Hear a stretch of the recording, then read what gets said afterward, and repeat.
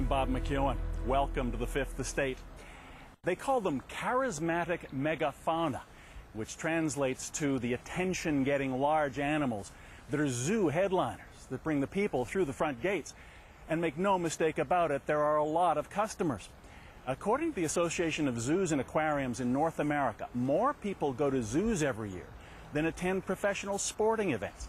175 million of them, creating billions and billions of dollars worth of revenue, which explains why the fight over Canada's elephants has become so heated and controversial. At first glance, the Paws Animal Sanctuary in Northern California, operated by the Performing Animal Welfare Society, could be the savanna of Southern Africa or Southeast Asia. It's 2,300 acres. They're populated by 27 tigers, 7 bears, 5 lions, and by 8 elephants, both African and Asian, all either rescued or retired from zoos or circuses. Pat Derby was once a Hollywood animal trainer on classic TV series like Lassie and Flipper. Then, 28 years ago, she and partner Ed Stewart founded a sanctuary where performing animals like elephants could peacefully live out their lives.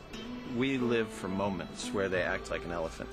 You know, they might eat a tree, or they might graze or get in the mud. Those are little moments that they would do if they were wild. And those are the little successes that you have throughout the day. We always wanted a place where the elephants could go somewhere and you can't find them. And so we finally have it. Alaska Zoo officials adamantly resisted any move for Maggie, at least until they saw Paws. It was just such a peaceful setting, as close as you could get maybe on this continent for elephants. Yeah, it felt right. And I liked what they said. You know, they said, moving the elephant is your decision. You know, that's your decision. That's not ours. If you do want to move the elephant, we're here to help you. He was carefully unloaded at Paws, greeted by Pat Derby.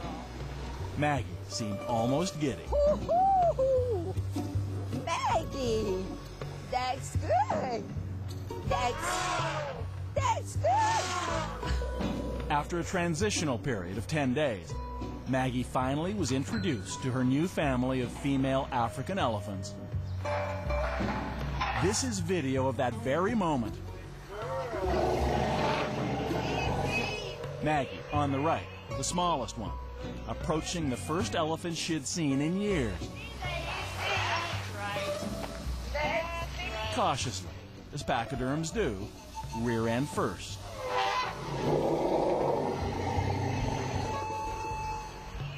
That was 5 years ago. They've been inseparable ever since. What's the biggest difference? Behaviorally, what's the litmus test when they come in? Well, when they lie down and sleep is a big one.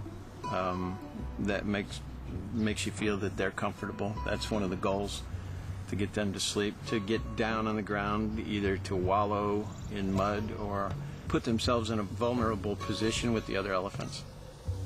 Today, there's no question of the trust between Maggie and her best female friends. While she sleeps, they stand guard. The notion that zoos are simply inadequate to give elephants the lives they need is nothing new. Many of the world's best-known facilities have already retired their elephants or announced their intention to do so. The London and Edinburgh zoos in Britain, the Bronx Zoo in New York, the Lincoln Park Zoo in Chicago, even the Calgary Zoo. But in Toronto, there was about to be a battle royale over the future of its 3 elephants, Tika, Toka, and Aringa. They say if you don't have an elephant, you can't call yourself a zoo. And since it opened in 1974, the Toronto Zoo has had elephants. In all, 12 of them. Over the years, 7 died, and 2 were transferred to other zoos. The surviving 3, Tika, Toka, and Aringa, are all African females in their 30s and 40s. Toka here is estimated to be about 42 years old. For elephants in captivity, they're the twilight years. Then in 2011, a surprise announcement. The city-owned zoo decided to phase out its elephant program. But first, it would find the elephants the best possible retirement home. Compared to Edmonton and Alaska, it all seemed so rational and calm. The Toronto Zoo Board drew up a list of criteria for a potential new home for its elephants. It had to have elephants already, and the room to accommodate more. It had to be willing to accept elephants past breeding age, as was the case with the 3 from Toronto. And it had to be a place which did not use metal bullhooks for discipline. Add it all up, and there was one candidate which met all the criteria: the Paws Sanctuary here in California.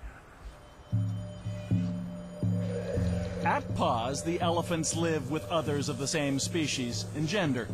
The 3 female African elephants are one such group. There's Mara, Lulu, and since she arrived from Alaska, Maggie. Good girl, Mag. Come on, Maggie. With over 2,300 acres, 80 for the female Africans alone, as an elephant habitat, Paws clearly compares favorably to almost any zoo, including Toronto's. Our sanctuary has obviously more space and more diversity. How much more? At least 40 times more, I would guess, something like that. They almost can't go anywhere without going up or down a hill, which just makes the texture of their lives a little different. You know, they can, go up higher where they can see. They can get on different sides of the hill. Certain times of the year, the grass is really tall and green, and they eat a lot of grass. They have just little snippets of a normal life. It's that glimpse of normal life for elephants that sets apart the Paws Sanctuary. By comparison, Toronto's 3 elephants share an enclosure not of 80 acres, but less than 2 acres, much of it concrete. So when it was decided to close the elephant exhibit, it shouldn't have been a surprise they might consider sending the elephants to Paws, which has an international reputation. There's no place, there's no accredited zoo that can beat Paws. It's the state-of-the-art, it's the best facility that you can send them to. Toronto City Councillor Michelle Berardinetti has taken an active role in the debate over the elephants. She's visited Paws and says the choice couldn't be better. It's exactly as they say. It has natural substrate, it has a heated barn. They have choice on whether to go into the barn or whether they want to go into the 80 acres. The 80 acres is just the enclosure for those female African elephants. Okay, so Councillor Beermaker's motion, all in favor? But though the Paws Sanctuary met all the Toronto Zoo's requirements, the only candidate to do so, there would be a problem. We have to understand what we're doing here.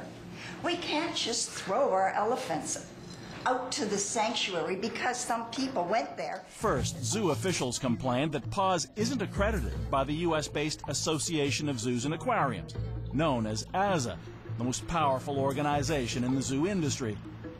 Then AZA began weighing in itself, arguing that the only way to assure that these elephants receive the highest level of care is to send them to an AZA-accredited facility.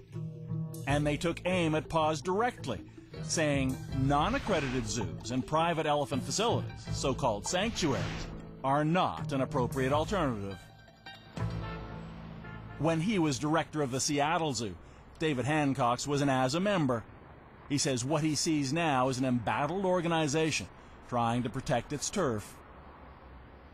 The AZA has gone out of its way to vilify the sanctuaries. They've told all sorts of wrong stories, they put out wrong information, they criticize them very, very harshly. They don't want the public embarrassment of the public knowing that the conditions in zoos are so bad that they have to go to a sanctuary. Executive Director Ed Stewart acknowledges Paws is not accredited by AZA. He says that's because it's a sanctuary, not a zoo or aquarium. And he maintains living conditions there are far better than at many facilities which are AZA accredited. If they wanted to give me an accreditation tomorrow, I wouldn't take it, because they have facilities, number one, that use bull hooks, number two, that do circus acts with their elephants, number three, use electric shock on their elephants, and so we don't want to do it. We wouldn't do it. But as you'll see, the fight was just beginning. I would characterize the Toronto Zoo elephant placement as just chaos from the top to the bottom. Okay, so our last item, moving the 3 Toronto Zoo elephants.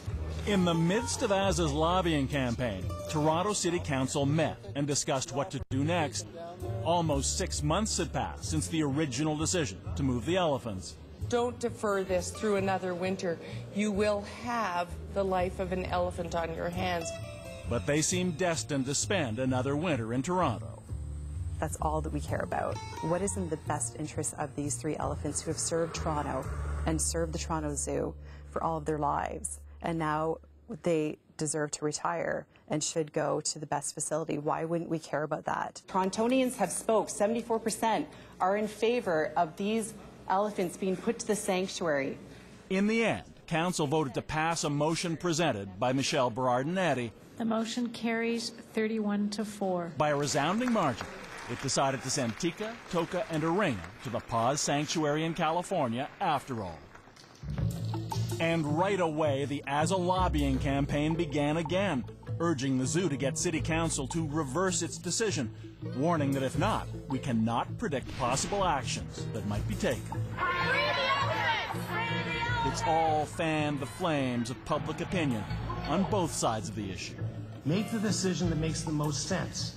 Don't evict our elephants. What do we want?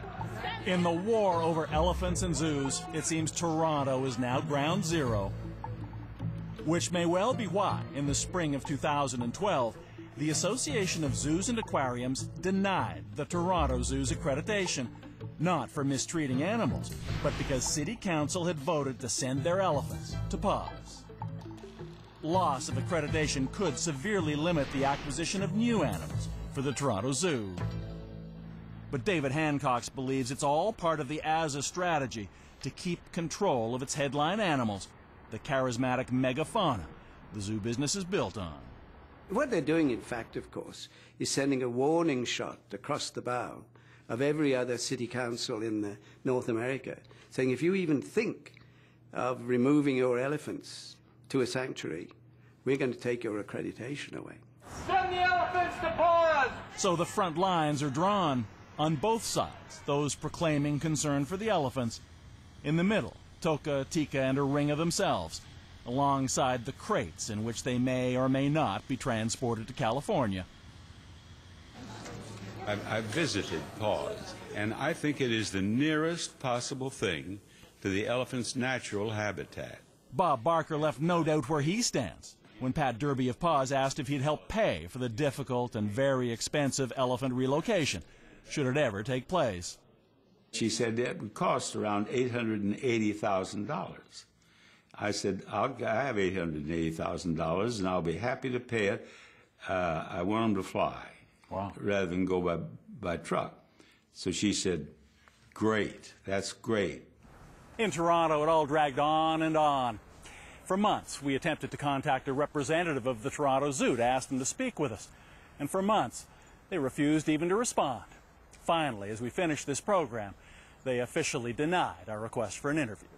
I'd like to begin. And a year and a half after their original decision to relocate the elephants, Toronto Zoo officials are still resisting the move. My name's John Triconia, and I'm the CEO here at the Toronto Zoo. At a recent news conference, they gave reasons for the delay, raising questions about record keeping, about the aircraft that would transport the elephants.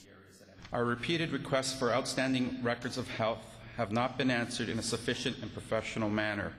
All intended to further drag out the process, according to Michelle Berardinetti. It's all stall tactics, it's all smoke and mirrors, and again, it's all because they don't want to send them to a facility that's not accredited by their own Insiders Club. But then came this bombshell from the Toronto Zoo's chief vet. It has come to light that animals at Paws in the last a year and a half to date have died from tuberculosis at Paws. Ed Stewart says that's simply not true. He insists no elephants have ever died at Paws because of TB. Well, the truth is that they either died or were euthanized because of arthritis, and it showed that they did have tuberculosis, but it wasn't what killed them. Dealing with tuberculosis is commonplace for those who work with elephants. What's more, Councillor Berardinetti says Because TB can be passed to animals from people, the odds of contracting it are far greater at a zoo than at a sanctuary. I mean, you've got 10 to 15 million North Americans that have been exposed to TB that are going through the Toronto Zoo right now. And she maintains no one has better infectious disease control than PAWS. We don't even have standards in Canada for quarantine protocols, but yet PAWS actually set them for the USDA. So to say that they don't have quarantine protocols is, again, it's completely false. Come on, Ma. And among the female Africans at PAWS, the group Toronto's 3 elephants would join, there's never been any exposure to TB whatsoever. The bottom line, according to Ed Stewart, is that elephant life expectancy at PAWS is almost twice that of the 7 elephants who have died at the Toronto Zoo over the years. The average age was over 52 years old for the elephants that have died here. The elephants at the Toronto Zoo that have died aren't even 30 years old, the average. So it's kind of a moot point as far as we're concerned. The elephants here are not dying of tuberculosis. For now, there they remain, Toka, Tika, and Aringa, in their enclosure at the Toronto Zoo, along with the rest of us, waiting for another winter.